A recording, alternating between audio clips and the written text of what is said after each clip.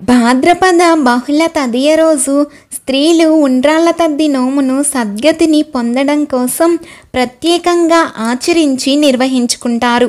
ఈ నోముకు మోదక తదియ అని కూడా పేరు. ఉండ్రాళ్ళ నివేదన కలిగిన నోము కావటంతో ఉండ్రాళ్ళ తద్దిగా పిలువబడుతుంది. ఇది 2 రోజుల పండుగ. ఈ వ్రతం గురించి సాక్షాత్తు పరమశివుడే పార్వతీదేవికి వివరించినట్లుగా పురాణాలలో చెప్పబడింది. వివాహమైన సంవత్సరం వచ్చే ఉండ్రాళ్ళ తద్ది రోజున ఈ నోమును పట్టుకుంటారు. ఒకవేళ ఆ సంవత్సరం కుదరని పక్షంలో తిరిగి వివాహమైన తరువాత వచ్చే 3వ సంవత్సరంలో మరలా ఈ నోమును పట్టవలసి ఉంటుంది. అంటే బేసి సంఖ్యలో మాత్రమే ఈ నోమును ప్రారంభించాల్సి ఉంటుంది. ఈ విధంగా 5 సంవత్సరాల పాటు ఈ నోమును ఆచరించాలి. ఈ ఉండ్రాళ్ళ తద్ది నోమును పెళ్లి కాని వారు మంచి భర్త కోసం, పెళ్ళైన వారు సౌభాగ్యం, అలాగే సత్సంతానం కోసం ఈ వ్రతాన్ని ఆచరిస్తారు. 2 రోజుల పండుగ కాబట్టి ముందు రోజు 5గురు ముత్తైదువులకు గోరింటాకు, పసుపు కుంకుమ, కుంకుడికాయలు, నువ్వులను ఇచ్చి మా ఇంటికి తాంబూలం తీసుకోవడానికి రండి అని పిలవాలి. ముత్తైదువులు నోము ఆచరించే వారితో పాటు గోరింటాకు పెట్టుకురావాల్సి ఉంటుంది. 2వ రోజు భాద్రపద తదియ ఉదయాన్నే 4 గంటలకు లేచి గోంగూర పచ్చడితో భోజనం చేయాలి. తెల్లవారుజామున అభ్యంగన స్నానం ఆచరించి 3 ఇళ్లల్లో ఉయ్యాల ఊగి సాయంత్రంలోపు ఎటువంటి పదార్థాలు తినకుండా ఉపవాసం చేయాలి.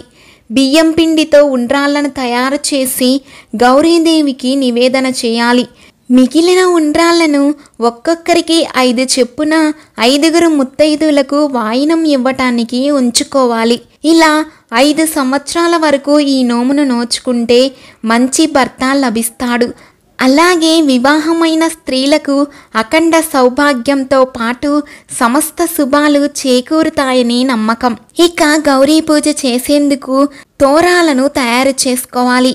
5 దారపు పోగులు పోసి 5 ముడులను వేసి తోరాన్ని తయారు చేయాలి.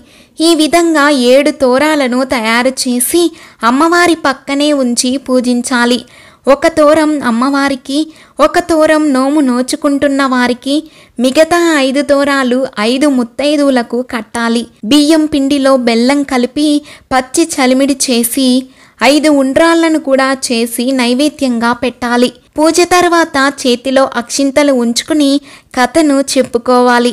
పూర్వం ఒక రాసు 7గురు భార్యలు కలిగి ఉన్నా కూడా ఒక వేశ్య అయిన చిత్రాంగి అనే ఆమెపై మక్కువ ఎక్కువగా పెంచుకున్నాడు.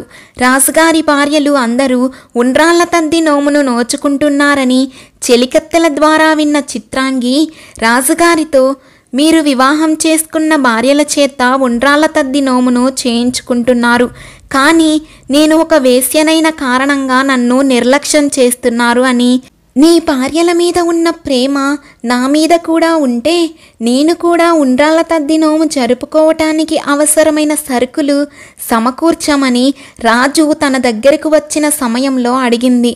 రాజు సరే అని కావాల్సిన సరుకులన్నింటినీ తెప్పిస్తాడు. చిత్రాంగి భాద్రపద తదియ నాడు సూర్యోదయానికి ముందుగానే నిద్రలేచి అభ్యంగన స్నానం చేసి సూర్యాస్తమయం వరకు ఏమీ భుజించక ఉపవాస దీక్ష చేసి చీకటి పడగానే గౌరీదేవికి బియ్యం పిండితో ఉండ్రాళ్ళను చేసి 5 ఉండ్రాళ్ళను గౌరీదేవికి నైవేద్యంగా పెట్టి మరో 5 ఉండ్రాళ్ళను ఒక పుణ్యస్త్రీకి వాయనంగా ఇచ్చి నోము ఆచరించింది.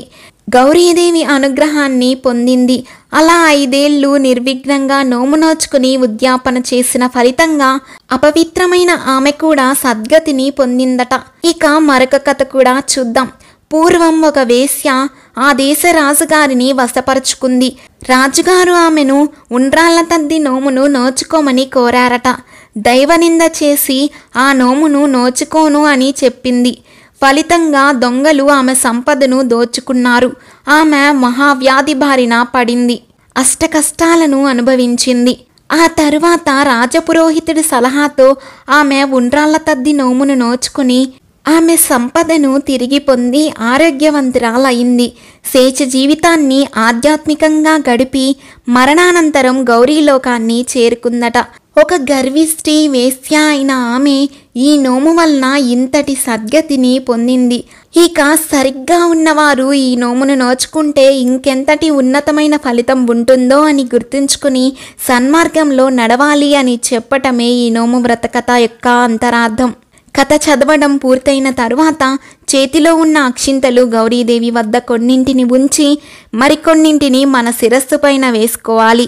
ఆ తరువాత గౌరీదేవి వద్ద ఉన్న తోరాలు చేతికి కట్టుకుని 5 ముత్తైదువులకి భోజనం వడ్డించి తరువాత ఒక్కొక్కరికి తోరణాలు కట్టి వాయినం ఇవ్వాలి. వాయినం ఇచ్చేటప్పుడు ఇస్తినమ్మ వాయినం పుచ్చుకుంటినమ్మ వాయినం అని, ఇస్తినమ్మ వాయినం పుచ్చుకుంటినమ్మ వాయినం, ముమ్మాటికి ఇస్తినమ్మ వాయినం ముమ్మాటికి పుచ్చుకుంటినమ్మ వాయినం అని చెప్పి దానితో పాటు వాయినం పుచ్చుకుంటుంది ఎవరమ్మా అంటే నేను పార్వతినమ్మ అని చెప్పుకోవాలి. నోము చెల్లించుకునే ముత్తైదువు వీరికి వడ్డించిన తరువాత భోజనం చేయాలి. ఈ విధంగా పుట్టింటిలో కానీ అత్తారింటిలో కానీ ఈ నోమును పట్టుకోవచ్చు.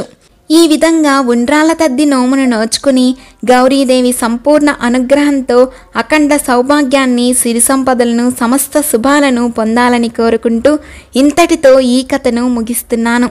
ఓం శ్రీ మాత్రే నమః. ఓం నమో నారాయణాయ.